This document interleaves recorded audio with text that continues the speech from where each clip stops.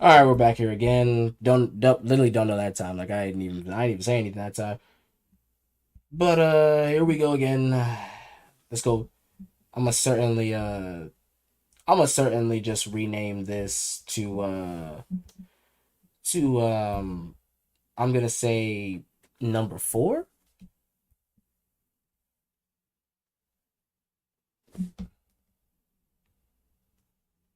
We back? We back? All right, yeah, we back. All right, you two, you gotta stop playing like this. I ain't even. I bet you they probably cooked me for Christina, like when she was cooking. But looks like we got like 4 lives. This is like the fifth. This is like the 4th live. All right, most likely I'm a just I'm a this will be my last one. Because they keep cooking me. They keep cooking me. They keep cooking me. In my life that I haven't repented of. I'm not perfect either. I think in heaven, no one is gay. Yes, gay people can become Christians and go to heaven, but in heaven, What? I don't think God makes mistakes, though. Well, that's So the sick thing, of yeah. these So- Christians comparing, like they say all sin is equal. They don't believe that. Like, It's a lifestyle. It's a day-to-day thing. If I'm always lying, I'm always cheating. I have no. Those things are Those are bad. decisions. Why is being gay bad? Yeah, And I don't again, those are understand that. decisions. I don't. Pivoting I to let me murder, ask you I a answered question. it gang like 3 violence. times. I Why studied is theology gay? for many, Is it many for years. you? Is it Ah, yes. Simply like, well, bad is such a poorly articulated point. It's not about bad or good. It's about is it in line with penance and enlightenment unto the fellowship of the Father and the Son. That's all. That's all it is. Again, carnal pleasures and self indulgence versus penance, enlightenment to the fellowship of the Spirit, the Father, and the Son. That's really all. That's really all. That's really like the divide. purely bad. just because it's in the Bible? Like, not Exactly. like when you see me, like if you saw Exactly. me kiss a guy or like There hold is no hands, you don't natural come off reason. this way as someone who seems like that's off-putting to you. No, it's not I because could of be that. wrong. It's because, well, theologically, I don't know why the Bible is against it. I don't know why God says these things. Then ask those questions. But They're the important. Bible is clear. That's fair. That's fair. Ask those questions. You can't just come to somebody and just say something's bad because a book said it's bad. No, that's not right. That's not good. Like you can't be doing that. You gotta have an actual like opinion about certain things, and it's like just like mine. Like like the holistic penance due to persuasion of the Messiah is why certain things like such as carnal pleasures are not really accepted in this whole equation. That's all it is. Like you're like it's literally the difference between self-indulgence and enlightenment. These two things are on two different frameworks. So they naturally don't they're naturally opposing. Clear in saying this is God's standard.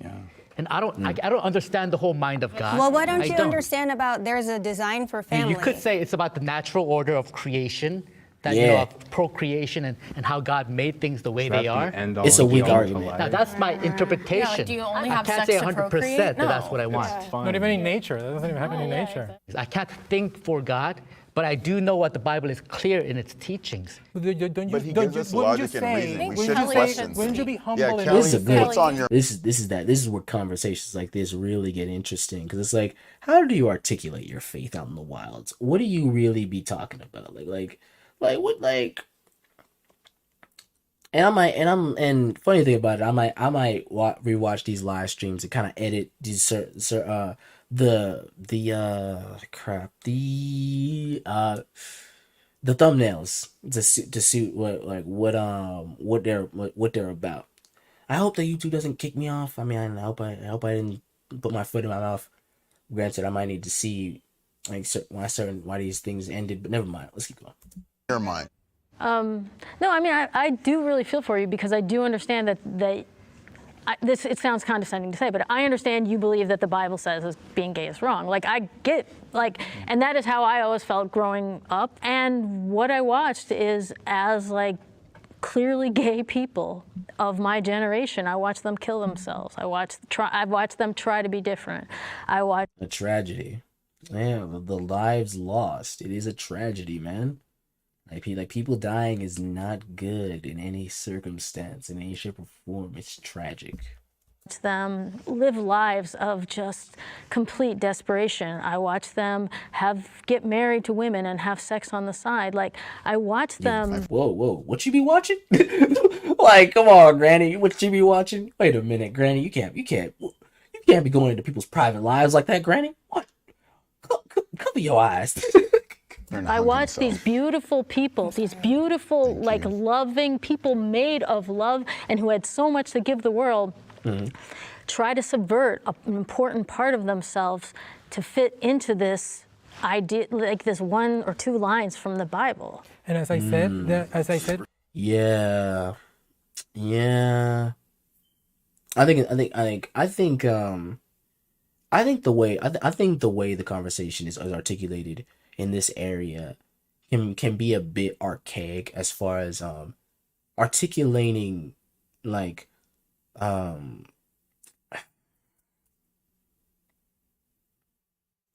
articulating like how to help like bridge the gap between like individuals that have their own framework of patterns and affirmations, but they want to gel with Jesus and it's like I think Christianity works at its best when it's like, no, like you're not strange at all. We're all really strange. I mean, have you seen every single human being search history? Let me stop.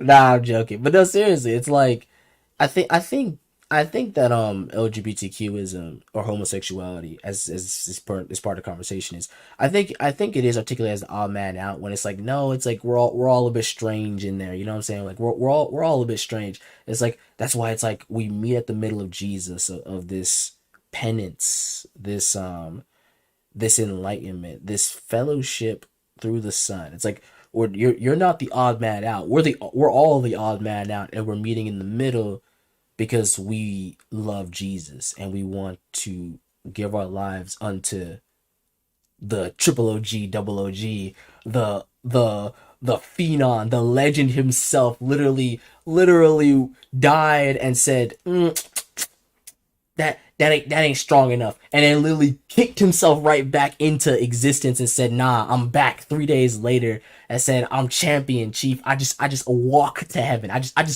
Man, when I tell you Jesus is something else, he really is something else. Then bro said, I came back from the dead, I off the devil's head, and I just walk into heaven itself like a G. Man, let me stop. But no, seriously, it's like we all meet in the middle of this person Jesus, of this Reverend King Jesus, of this Victor Jesus. And it's like we want the same victory and fellowship of that same victory because we are all going through something. There is no perfect human being. There is no person who doesn't struggle with themselves. As far as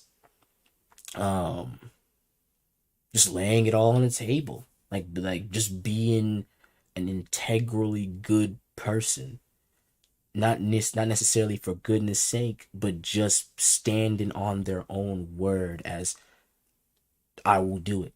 I will follow you.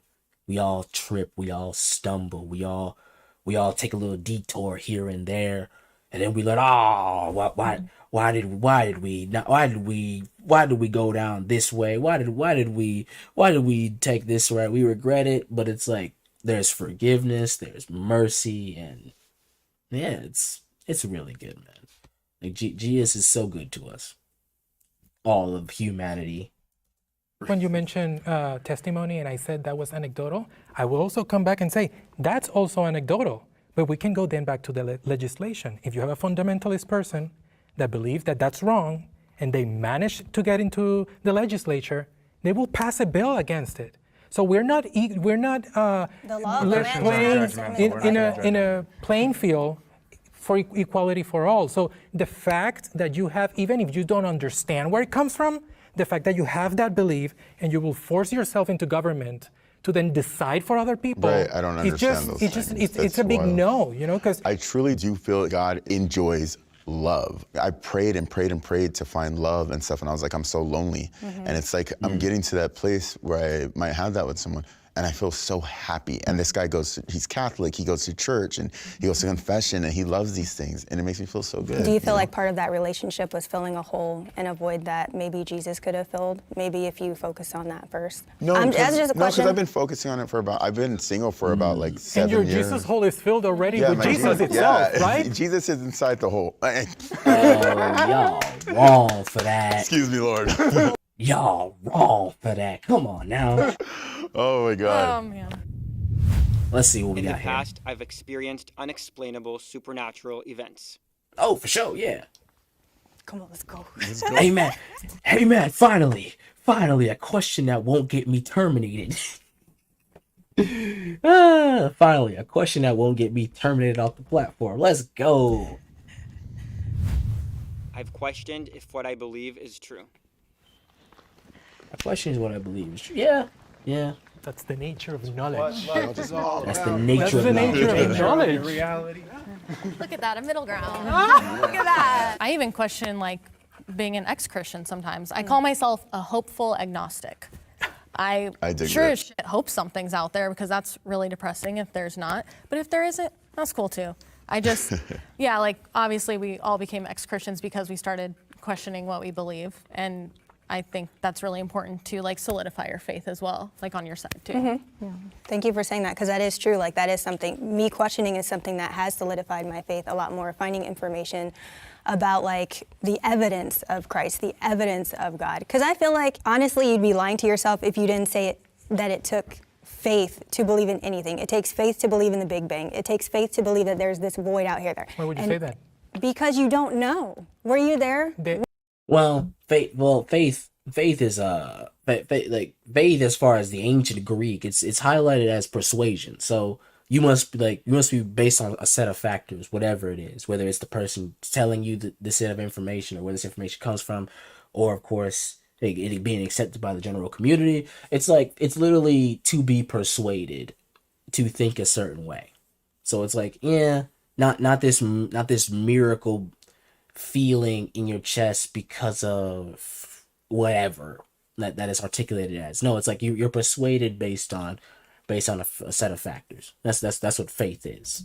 When the Big Bang happened? So it's not as mystical as you think it is. We don't need to be there. We have likelihood. Were you there? We don't need to be there. We can measure that light from the Then why does origins science and- keep changing? Wait a minute, you can measure the light? Oh, I'm gonna need to look into some of these scientific facts. Like you can measure the light and figure out what a Big Bang is, or whatever he doesn't say. That done blew my mind. Changes like every year. Actually, Because we that discovered is- we were wrong. Because of the same way Newtonian physics There's a changed lot of proof into right here. Einstein, the same way things evolved. Knowledge keeps on growing. The hubris of Christianity to say we have everything figured out and everything is true. Science has humbleness to say, Arguably no, because you could just say that the hubris of science is that it can replace it says that old knowledge is outdated, that because more time has passed, that whatever's in the past isn't applicable. I think that's the hubris of science in a sense. I do agree that the way some people articulate Christianity can be seen as this, but what they're articulating from Christianity is very applicable. I mean, humility, literally the personhood of Jesus. Like, I'm pretty sure every single person here at the table would literally say, I like Jesus. I think Jesus was a cool dude. I think his ethics, as far as forgiveness, love, mercy, grace, right, and fairness, it is very applicable. It's just we don't know about that other stuff in the Bible. That other stuff, that judgmental stuff. We gotta get rid of that. That stuff is outdated. You know, that's where they probably split. But it's like, no, it's like, yeah, like come on now. We know only this, and we keep on researching. But it literally replaces it's saying we're only humble as long as we're standing on our knowledge. This knowledge out here is outdated. Speaking to religion, and throw that out. Take this instead. I think that's the hubris of science as well. Grow our knowledge. Science doesn't claim not to know disproving everything. Your belief system does claim to know everything. And Surprisingly, no. I believe name me a verse in the Bible that says Christians claim to know everything. Now I know it says the Spirit knows all things, so it claims that God knows all things, but there are certain things in the Bible where it's like not even we know. You ever read Revelations? Some guy found some knowledge, and God said, seal up those books. Don't let them know nothing. Or I believe at the end of the Gospels, it accounts how Jesus did a lot of things that even aren't recorded in these Gospels, to where it's like we captured the message and the events as best as we have them, but there are certain things that are not in the text or the accounts, which is very interesting. doesn't move off of that point. Science keeps updating, making itself more and more accurate.